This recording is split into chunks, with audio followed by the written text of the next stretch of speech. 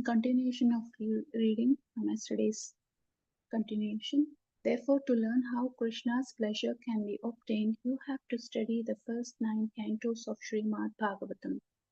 In the 10th canto, Krishna's pleasure potency is displayed as he plays with Radha Rani and as he plays with the damsels of Raja. Unfortunately, people of less intelligence turn at once to the pleasure potency sports of Krishna in the Dasamaskanda, the 10th canto. Ordinary men do unfortunately not understand these pictures of Krishna embracing Radha Rani or of the Rasa dance because they do not understand Krishna. They will falsely understand that Krishna is like us, and just as we want to embrace a young girl, so he embraces the gopis. These people write books because they think that this is a kind of religion where we can indulge in sex and become religionists. This is called Prakritya Sahajiya materialistic lust. One should understand what Radha Krishna is. Radha and Krishna display the pleasure potency of the internal energy of Krishna. That pleasure potency of Krishna's internal energy is a most difficult subject matter unless one understands what Krishna is. Krishna cannot see any pleasure in this material world, but he has got the pleasure potency because as we are part and parcel of Krishna, therefore that pleasure potency is within us also. We are trying to exhibit that pleasure potency in matter, while Krishna does not. The object of his pleasure potency is Radha Rani. That means Krishna exhibits his potency on his or his energy as Radha Rani and then exchanges loving affects with her. Krishna cannot take pleasure in this external energy. This is very difficult to understand, but just try. Krishna exhibits his internal energy, his pleasure potency as Radha Rani. That means that Krishna manifests himself. As he has so many extensions, so many expansions, so many incarnations, so the Radha Rani is a manifestation of his internal pleasure potency. Radha Rani is also Krishna. There is no difference between the energy and the energetic. Without energy, there is no meaning to energetic, and without energetic, there is no meaning to energy. Similarly, without Radha, there is no meaning to Krishna, and without Krishna, there is no meaning to Radha. Therefore, the Vaishnava philosophy first of all worships the internal pleasure potency of the Supreme Lord. It is always said Radha Krishna. Although the author is going to explain the intricacies of this pleasure potency, he first of all utters the name of Radha. Similarly, those who worship the name of Narayana first of all utter the name of Lakshmi. Those who are worshippers of Lord Rama first of all utter the name of Sita.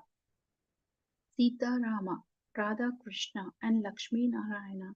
The potency is always first. Radha and Krishna are one. When Krishna desires to enjoy pleasure, he manifests himself. The spiritual exchange of love affair is the display of the internal potency or pleasure potency of Krishna. We say when Krishna desires, although just when he did desire, we cannot say. But we speak in this way because in conditional life we take it that everything has some beginning. In the absolute or spiritual life, there is no beginning, there is no end. But in order to understand that Radha and Krishna are one and that they become divided, that question when automatically comes to be asked. When Krishna desired to enjoy his pleasure potency, he manifested himself in the separate form of Radha Rani. Again, when Krishna wanted to understand himself through the agency of Radha, they became united, and that unification is called Lord Caitanya. Why has Krishna assumed that form? That will be explained. What is the glory of Radha's love? Krishna asks. Why is she so much in love with me? What is the special qualification in me that Radha Rani is attracted to? And what is Radha Rani's process of loving me? He is the supreme. Why should he be attracted by anyone's love? He is full in himself.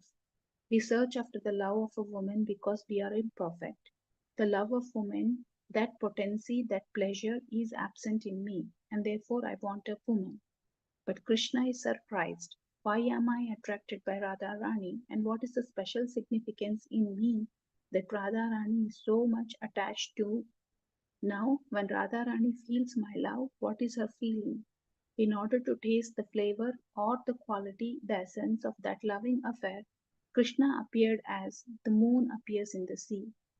Just as the churning of the sea produced the moon, so by churning the spiritual love affairs, the moon appeared as Chaitanya Mahaprabhu, whose complexion was just like the moon.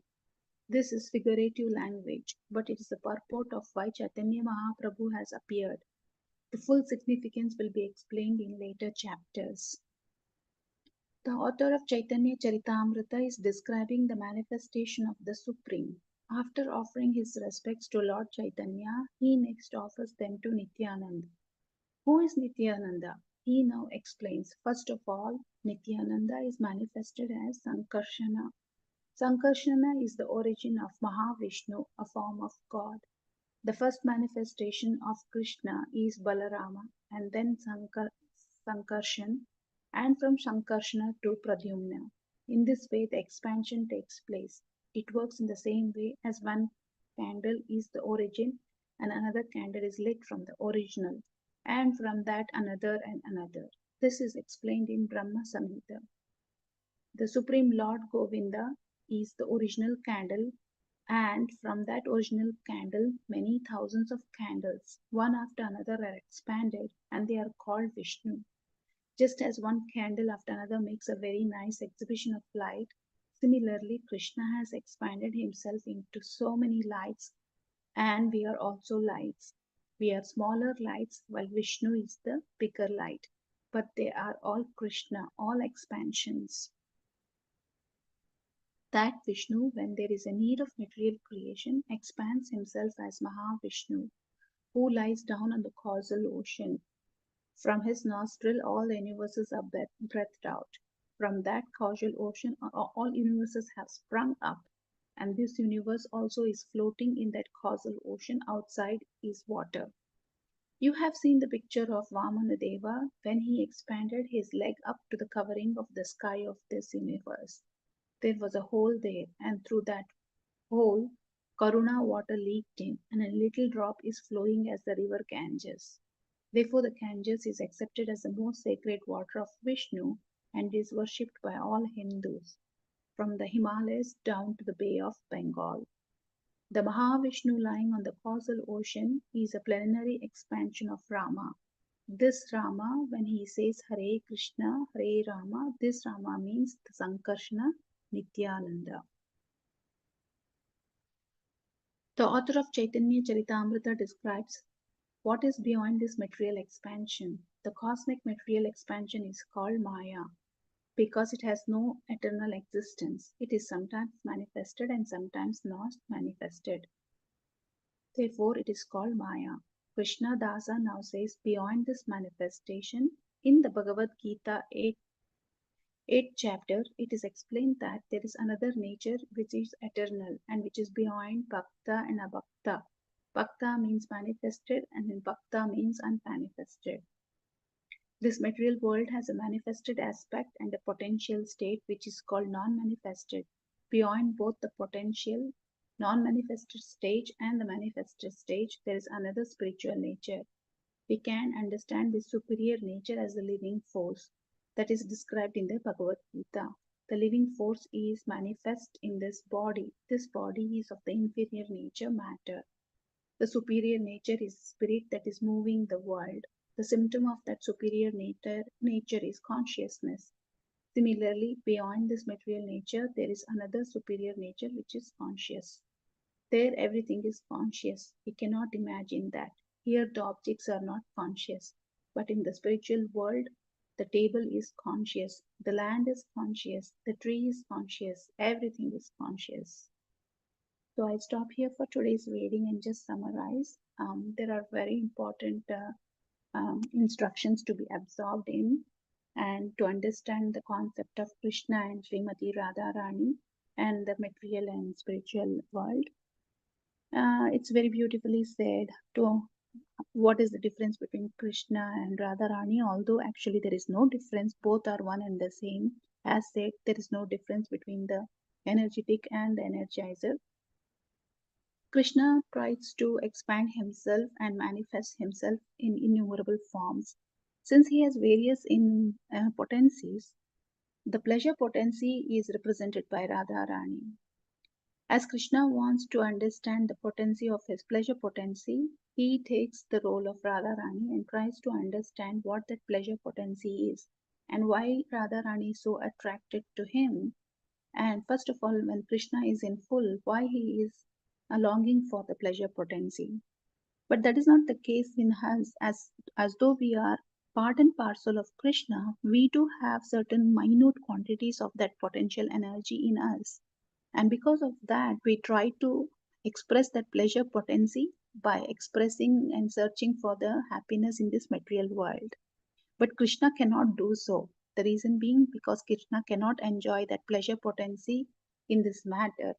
So he tries to experience the pleasure potency through Radha Rani. So that is the reason why the potency is being addressed initially, then the energizer is addressed like Radha Rani, Sitaram, and Lakshmi Narayana. In the meantime, how the expansion of Krishna is explained here, which has been discussed in several times in different books when we have read through, like the Mahavishnu, and from Mahavishnu, many Vishnus, and very good metaphor of original candle being lit with multiple candles, which has the same um, kind of an exhibition of beautiful light, where though we cannot say that the first candle light is um, um, more energetic or more potentially delivered than the other candles, but all of them are having the same potencies and the energies. So there is also in material world, how the material world comes out, and behind the material world there is a spiritual world which is full of consciousness. So I end here for today's reading and go for the